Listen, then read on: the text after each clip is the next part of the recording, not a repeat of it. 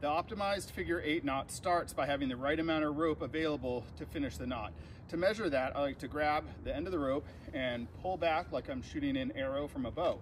Right here is where I'm going to start my knot by forming a twist, twisting it again, and pulling the short end of the rope through, forming the 8, which is going to help us finish the knot. Again, once you've measured that distance, right here we're going to make a twist, twist it again, pull through the short end, forming an 8. The next step is we're going to feed the end of the rope through our tie-in point on our harness. Get the 8 nice and close to our harness, and then we're going to push this strand over to the side. This is called the start easy, finish hard method. Leaves you with a very nice dressed and stressed knot. We're just going to follow this strand all the way around until it comes back out the top. That's why it's called a retraced 8. And then we're going to cinch down all 4 strands. Now for this to be considered safe, we need to have about 6 inches of tail on a dressed and stressed knot.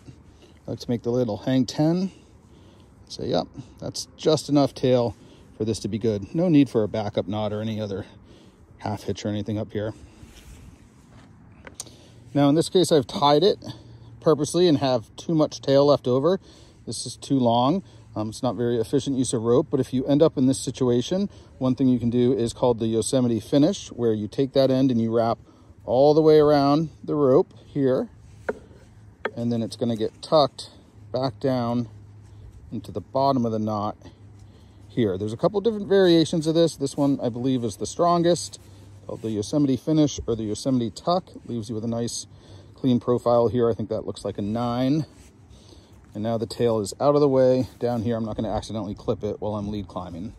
That is the Yosemite finish or Yosemite tuck. Some climbers like to leave a little bit of a tail or a loop here, so if their knot gets too tight, if they take a hard fall, sport climbing or whatnot, they can leverage this to loosen up the knot and untie.